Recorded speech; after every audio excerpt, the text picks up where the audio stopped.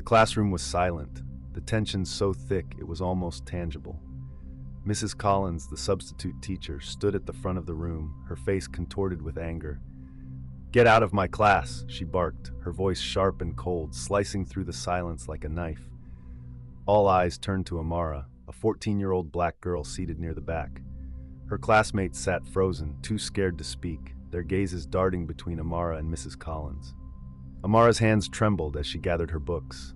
Tears threatened to spill, but she refused to cry. Not here, not in front of them. She walked out, her steps slow but deliberate, her heart pounding with humiliation and anger. The door slammed shut behind her, leaving a deafening silence in its wake. How far can prejudice go? And what happens when someone's true colors are exposed? Stay with me, because this story is just beginning. Amara Bennett was no stranger to being underestimated. At just 14, she carried herself with a quiet confidence, her brown eyes filled with curiosity and determination.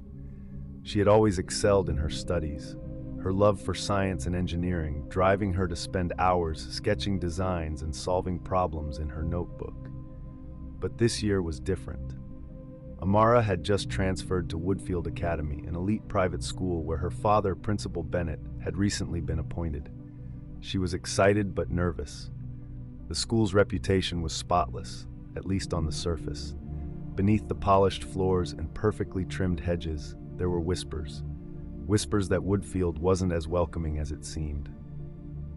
Amara wanted to make a name for herself, not as the principal's daughter, but as a student who earned her place. She didn't tell her classmates about her father.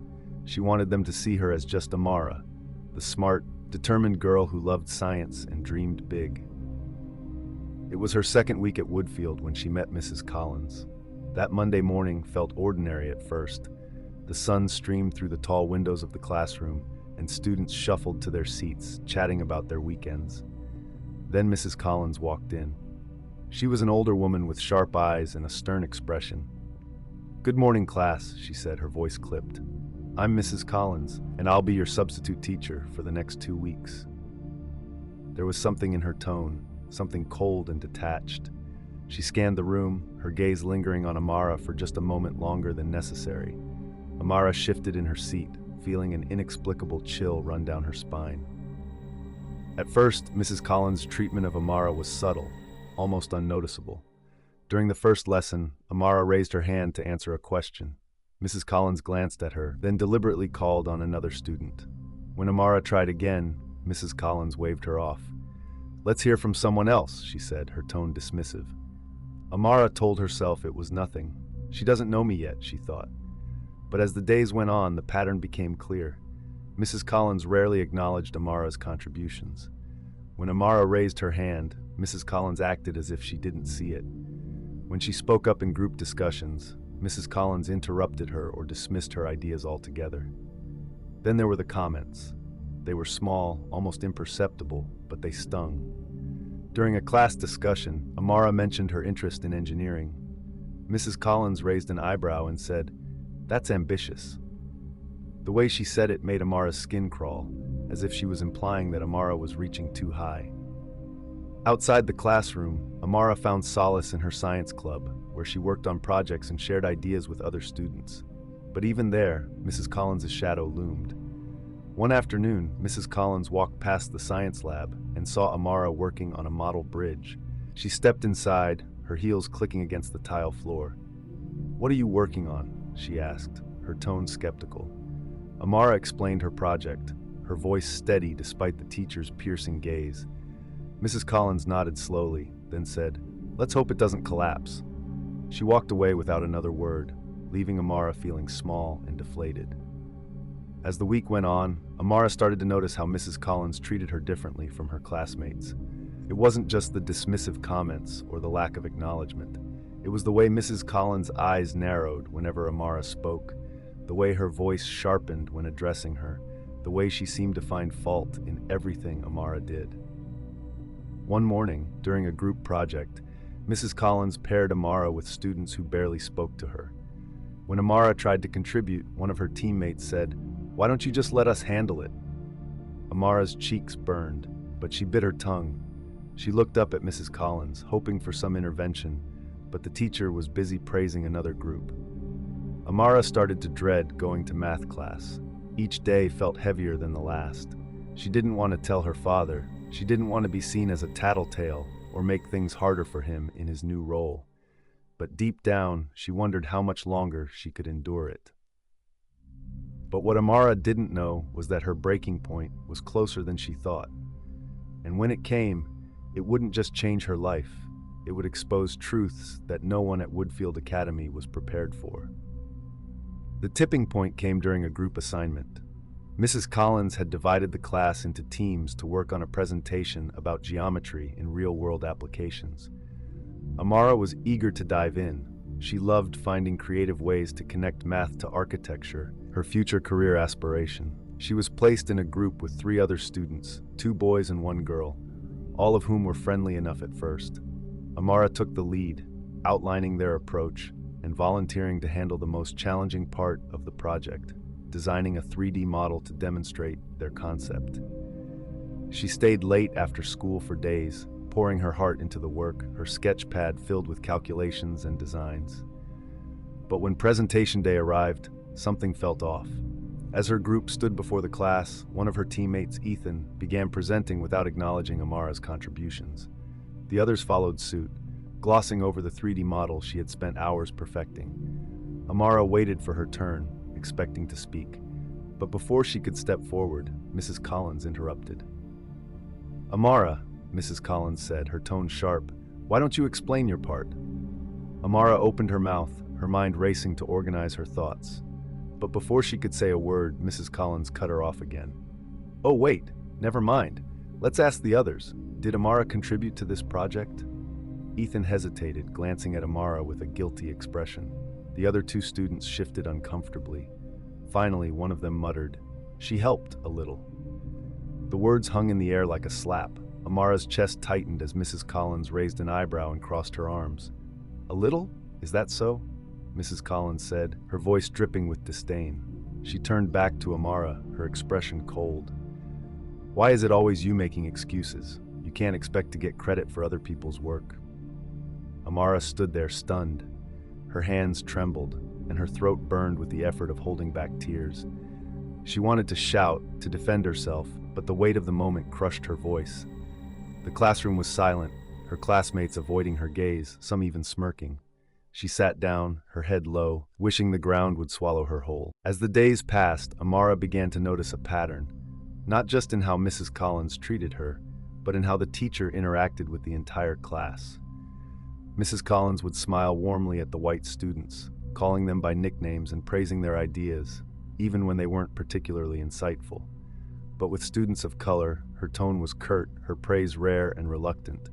She corrected them more harshly, often brushing off their contributions entirely. "Good point, Ethan," Mrs. Collins would say with a smile. Then, a few minutes later, when Amara raised her hand, it was always, "That's not what we're talking about, Amara." It didn't matter if her answer was on point or if she was building on a classmate's idea. To Mrs. Collins, it was as if Amara's words didn't count.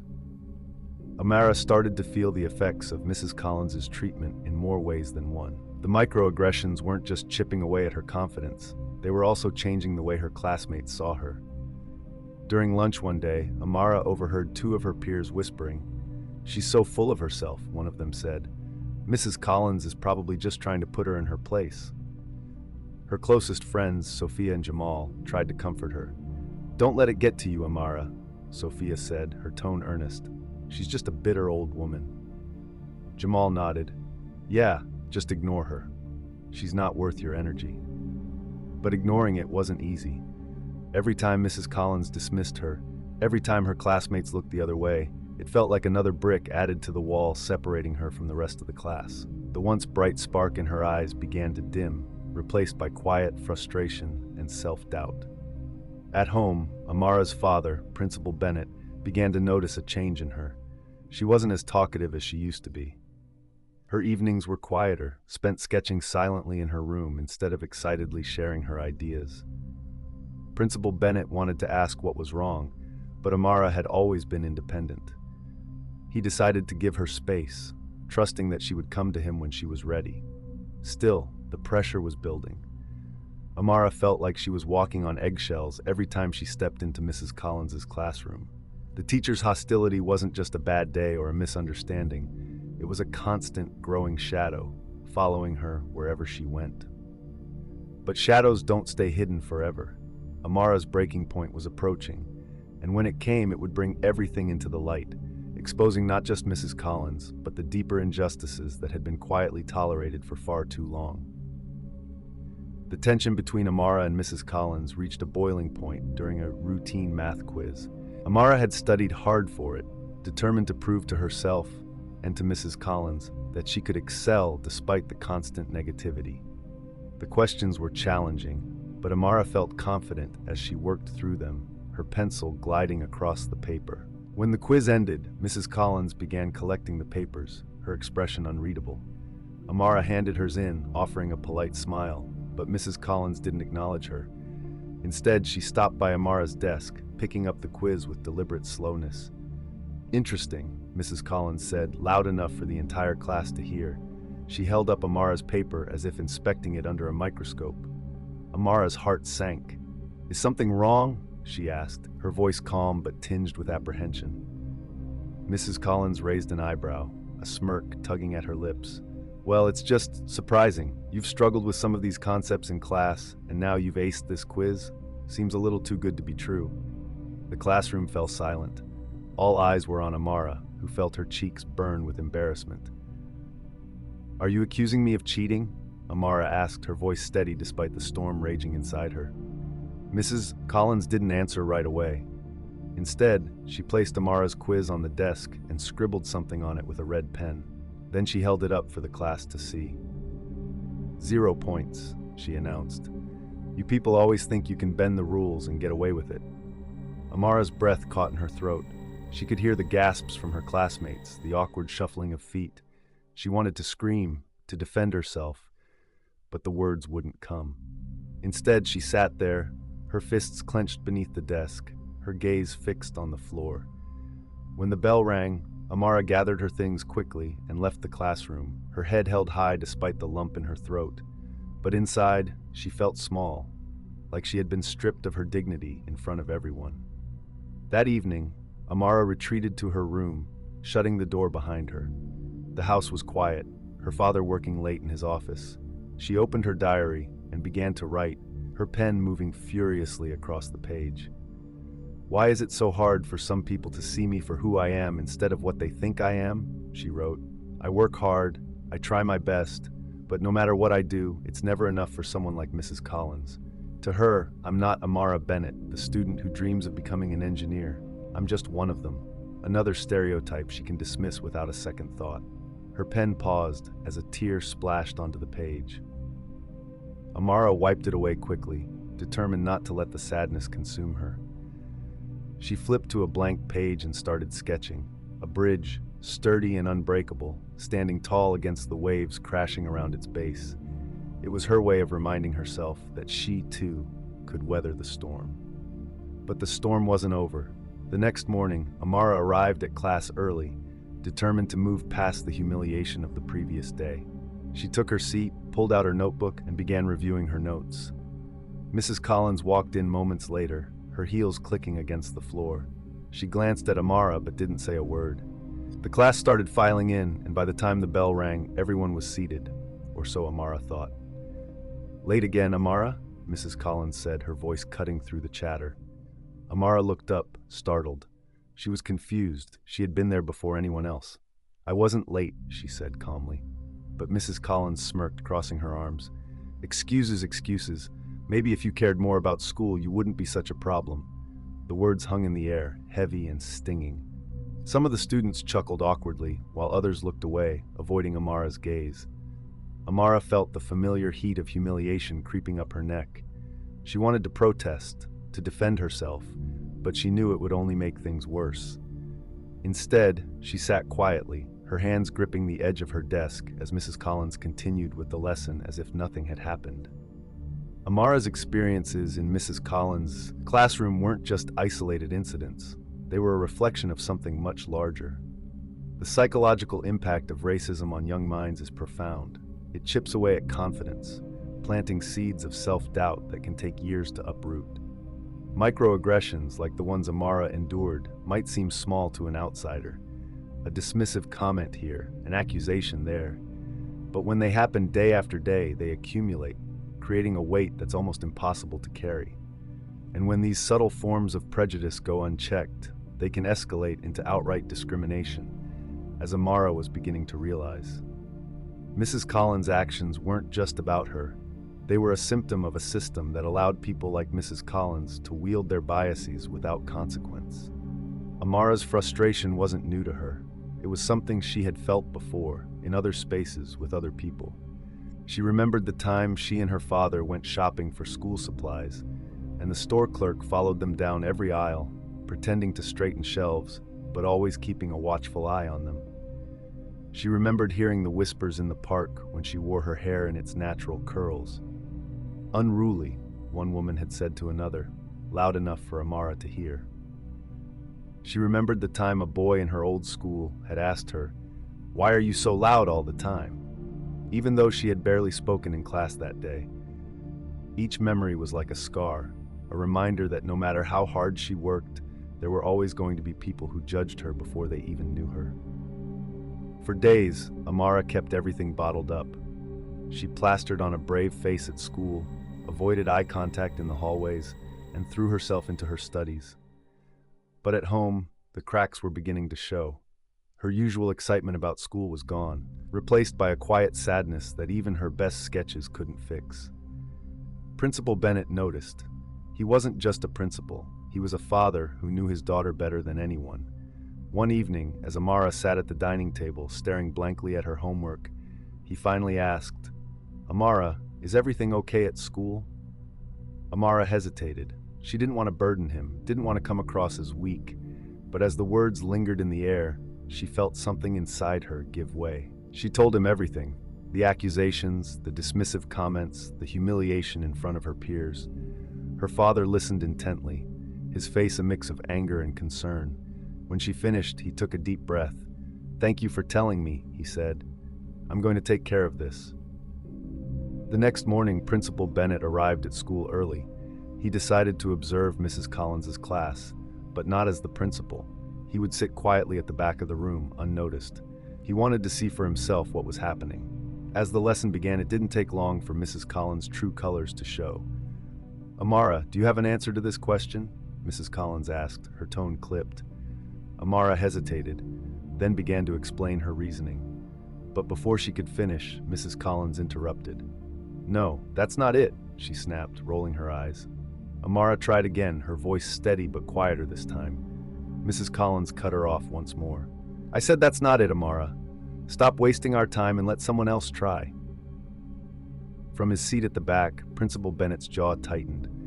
He watched as Amara slumped in her chair, her shoulders drooping under the weight of Mrs. Collins' disdain. The other students exchanged uneasy glances, but no one said a word. After class, Principal Bennett asked Mrs. Collins to meet him in his office.